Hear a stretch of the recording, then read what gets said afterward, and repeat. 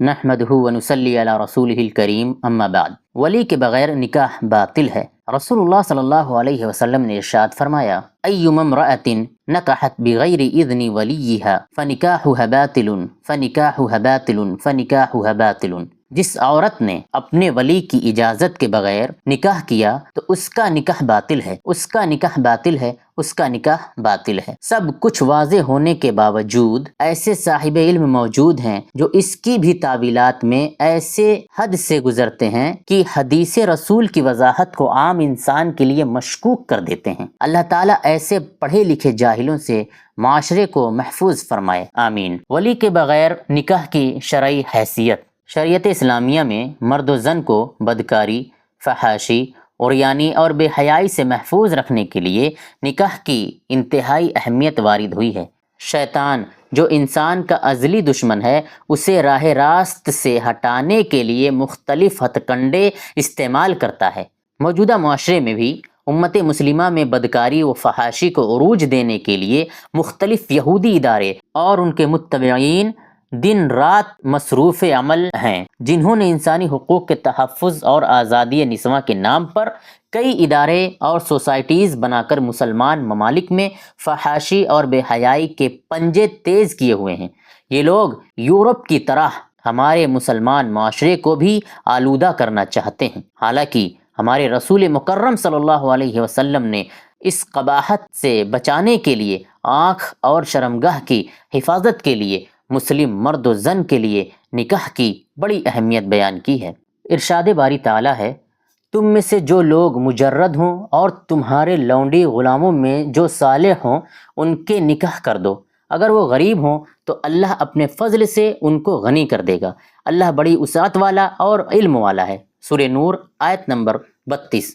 آگے فرمایا، اور جو نکاح کا موقع نہ پائیں انہیں چاہیے کہ عفت مآبی اختیار کریں، یہاں تک کہ اللہ اپنے فضل سے ان کو غنی کر دے۔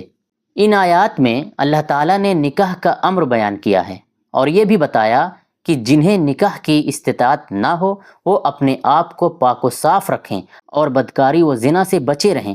اس کی مزید تشریح اس حدیث سے ہوتی ہے۔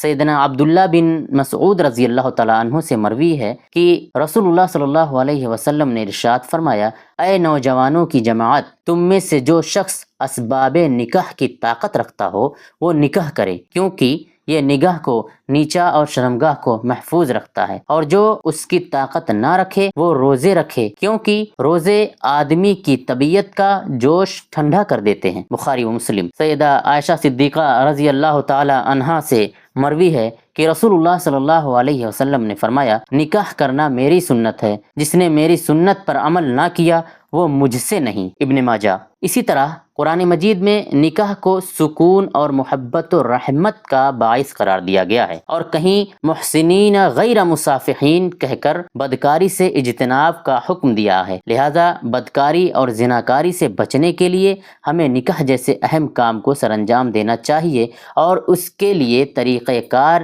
رسول اللہ صلی اللہ علیہ وسلم کے بیان کردہ احکامات سے لینا چاہیے۔ آپ صلی اللہ علیہ وسلم نے نکاح کے جو اصول و ضوابط ذکر فرمائے ان میں سے ایک یہ ہے کہ لڑکی اپنے ولی کی اجازت کے بغیر نکاح نہ کرے۔ اگر لڑکی اپنی مرضی گھر سے فرار اختیار کر کے اپنے ولی کی اجازت کے بغیر نکاح کر لیتی ہے تو اس کا نکاح باطل قرار پاتا ہے۔ عورت کے لیے اولیاء کا اجازت کے مسئلے میں کتاب و سنت سے دلائل درج ذیل ہیں۔ اللہ تبارک و تعالی نے ارشاد فرمایا، اور اپنی عورتوں کے نکاح مشرک مردوں سے کبھی نہ کرنا جب تک وہ ایمان نہ لے آئیں۔ ایک مومن غلام مشرک سے بہتر ہے اگرچہ تمہیں بہت پسند ہو۔ سورہ بقرہ آیت نمبر 221۔ امام ابو عبداللہ محمد بن احمد القرطبی فرماتے ہیں، یہ آیت کریمہ اس بات پر بطور نص کے دلیل ہے کہ ولی کے بغیر نکاح نہیں ہوتا۔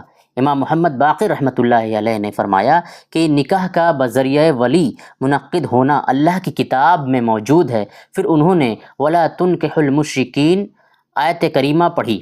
مولانا عبد الماجد دریابادی رحمۃ اللہ علیہ لکھتے ہیں، وَلَا تُنْكِحُ خطاب مردوں سے ہے کہ تم اپنی عورتوں کو کافروں کے نکاح میں نہ دو۔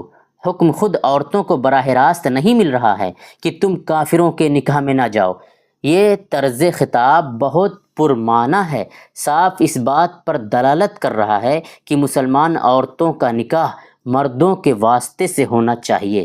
قاضی ثناء اللہ پانی پتی فرماتے ہیں، یہ خطاب یا تو عورتوں کے ولیوں کو ہے یا حکام کو ہے۔ مطلب یہ ہے کہ عورتوں کو مشرک مردوں سے نکاح نہ کرنے دو۔ تفسیر مظہری۔ اس آیت کریمہ میں اللہ تبارک و تعالی نے اس بات کی توضیح فرما دی ہے کہ مسلمان عورت کے نکاح کا انعقاد اس کے ولی کے ذریعے ہونا چاہیے۔ اس لیے فرمایا وَلَا تُنْكِحُوا، کہ تم اپنی عورتوں کو مشرکوں کے نکاح میں نہ دو۔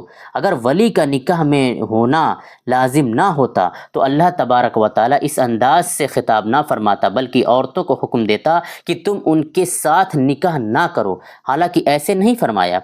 دوسرے مقام پر ارشاد باری تعالی ہے، اور جب تم عورتوں کو طلاق دے دو اور وہ اپنی عدت کو پورا کر لیں تو انہیں اپنے خاوندوں کے ساتھ نکاح کرنے سے نہ روکو جب وہ آپس میں اچھی طرح راضی ہو جائیں۔ حافظ ابن حجر عسقلانی رحمۃ اللہ علیہ شرح صحیح بخاری میں لکھتے ہیں، یہ آیت ولی کے معتبر ہونے کی سب سے واضح دلیل ہے، اور اگر ولی کا اعتبار نہ ہوتا تو اس کو روکنے کا کوئی معنی باقی نہیں رہتا۔ اگر موکل کی بہن کے لیے اپنا نکاح خود کرنا جائز ہوتا تو وہ اپنے بھائی کی محتاج نہ ہوتی، اور اختیار جس کے ہاتھ میں ہو اس کے بارے میں یہ نہیں کہا جا سکتا کہ کسی نے اس کو روک دیا۔ امام قرطبی رحمۃ اللہ علیہ اس آیت کریمہ کی تفسیر میں فرماتے ہیں، اس آیت کریمہ میں اس بات کی دلیل ہے کہ ولی کے بغیر نکاح جائز نہیں، اس لیے کہ ابن یسار کی بہن طلاق یافتہ تھیں، اور اگر ولی کے بغیر معاملہ اس کے اختیار میں ہوتا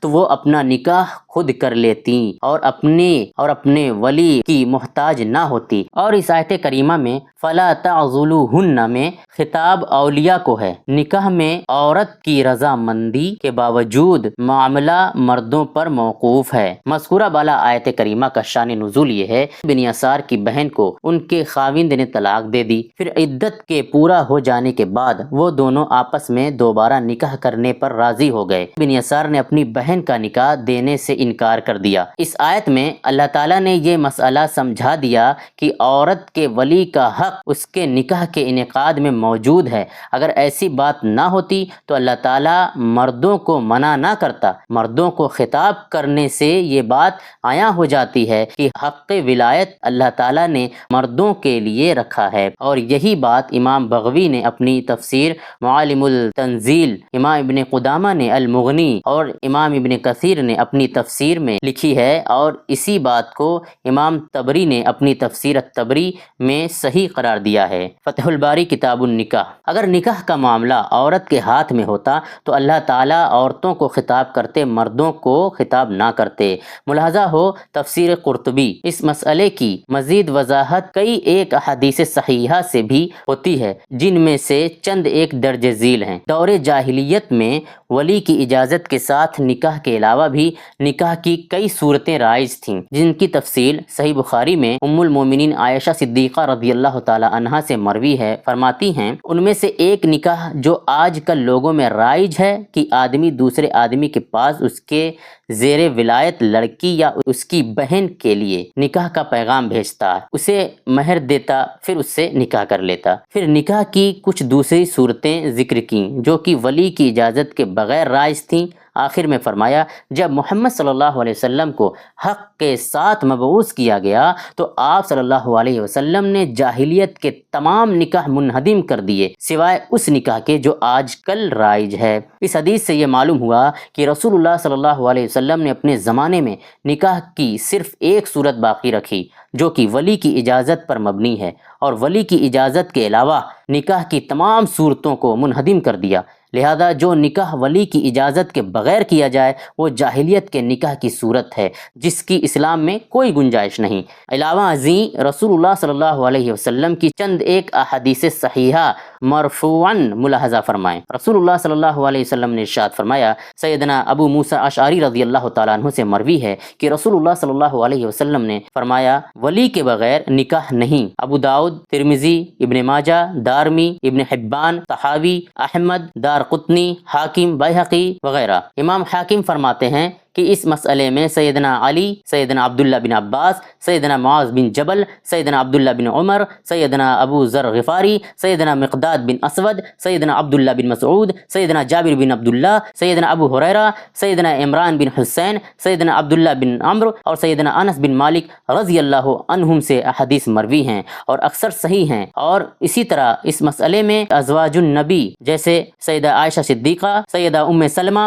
اور سیدہ زینب بنت جحش رضی اللہ عنہن سے روایت مروی ہے۔ مستدرک الحاکم، یعنی ابو موسیٰ اشعری رضی اللہ تعالیٰ عنہ کے علاوہ 13 صحابہ کرام رضی اللہ عنہم بھی اس حدیث کے راوی ہیں، اور اللہ کے نبی صلی اللہ علیہ وسلم کا یہ فرمان اس بات پر نص قطعی کا حکم رکھتا ہے کہ ولی کے بغیر نکاح منعقد نہیں ہوتا۔ سیدہ عائشہ رضی اللہ تعالی عنہا سے مروی ہے کہ رسول اللہ صلی اللہ علیہ وسلم نے ارشاد فرمایا، جس بھی عورت نے اپنے ولی کی اجازت کے بغیر نکاح کیا اس کا نکاح باطل ہے۔ آپ صلی اللہ علیہ وسلم نے یہ بات 3 دفعہ فرمائی۔ اگر اس مرد نے اس کے ساتھ صحبت کر لی تو عورت کو مہر دینا ہے، اس وجہ سے کہ جو اس نے اس کی شرمگاہ کو حلال سمجھا۔ اگر وہ اولیاء جھگڑا کریں تو جس کا کوئی ولی نہ ہو حاکم اس کا ولی ہے۔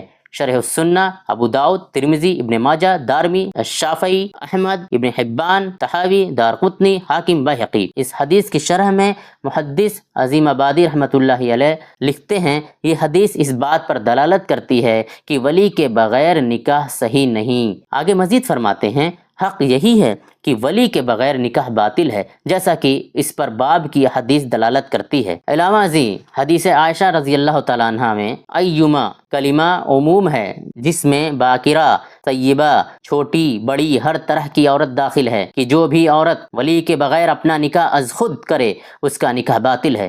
رسول اللہ صلی اللہ علیہ وسلم کی یہ حدیث اس بات پر نص و قطعی ہے کہ ایسا نکاح باطل ہے۔ امام ترمذی فرماتے ہیں، اس مسئلے میں نبی صلی اللہ علیہ وسلم کی حدیث کی ولی کے بغیر نکاح نہیں پر اہل علم صحابہ کرام رضی اللہ عنہم سے عمر بن خطاب، علی بن ابی طالب، عبداللہ بن عباس اور ابو ہریرہ کا عمل ہے، اور اسی طرح تابعین فقہا میں سے سعید بن مسیب، حسن بصری، ابراہیم النخعی اور عمر بن عبدالعزیز وغیرہ، اور امام ثوری، امام اوزاعی، امام عبداللہ بن مبارک، امام مالک، امام شافعی، امام احمد بن حنبل اور امام اسحاق بن راہویہ رحمہم اللہ علیہم کا بھی یہی موقف ہے۔ ترمذی۔ اب ائمہ محدثین کے چند حوالے جات پیش خدمت ہیں۔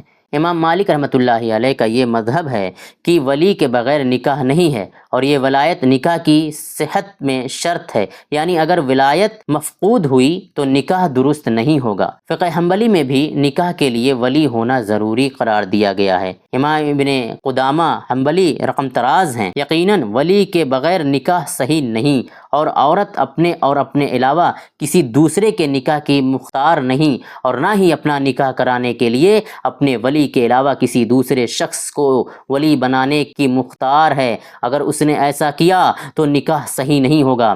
یہ بات سیدنا عمر، سیدنا علی، سیدنا ابن مسعود، سیدنا ابن عباس، سیدنا ابو ہریرہ اور سیدہ عائشہ صدیقہ رضی اللہ تعالی عنہم سے مروی ہے، اور اس کی طرف امام سعید بن مسیب، امام حسن بصری، امام عمر بن عبدالعزیز، امام جابر بن زید، امام سفیان الثوری، امام ابن ابی لیلہ، امام ابن مبارک، امام شافعی، امام اسحاق بن راہویہ، اور یہی بات امام ابن سیرین، امام قاسم بن محمد اور امام حسن بن صالح سے بھی روایت کی گئی ہے۔ المغنی لی ابن قدامہ۔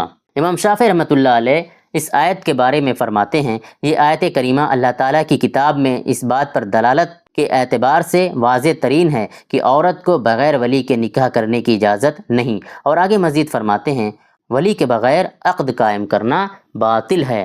فرماتے ہیں امام سفیان الثوری رحمۃ اللہ علیہ، ولی کے بغیر نکاح نہیں، اور اسی بنا پر عورت کے لیے جائز نہیں کہ وہ اپنا نکاح خود کرے، اور نہ یہ جائز ہے کہ اپنے نکاح کے لیے اپنے ولی کے علاوہ کسی اور کو متبعین کرے، اور جب اس کے لیے جائز نہیں کہ وہ اپنا نکاح خود کر سکے تو اس کے لیے کسی دوسری عورت کا نکاح کرنا بلا ولی جائز نہیں۔ امام حسن بصری رحمۃ اللہ علیہ فرماتے ہیں، ولی کے بغیر نکاح نہیں۔ اگر عورت نے اپنا نکاح ولی کے بغیر خود کر لیا، یا نکاح کرنے میں اپنے ولی کے علاوہ کسی دوسرے کو ولی بنا لیا، تو یہ نکاح باطل ہے، اور ان دونوں کے درمیان صحبت کرنے سے پہلے اور بعد جدائی کرا دی جائے گی۔ امام ابراہیم النخعی رحمۃ اللہ علیہ فرماتے ہیں، یہ امام ابو حنیفہ رحمۃ اللہ علیہ کے استاد الاستاد ہیں اور ان کے اقوال پر فقہ حنفی کا دار و مدار ہے، جیسا کہ اہل علم پر مخفی نہیں ہے۔ فرماتے ہیں عقد قائم کرنا عورتوں کے ہاتھ میں نہیں بلکہ مردوں کے ہاتھ میں ہے۔ ابن ابی شیبہ۔ ان تمام حوالہ جات سے یہ بات عیاں ہو جاتی ہے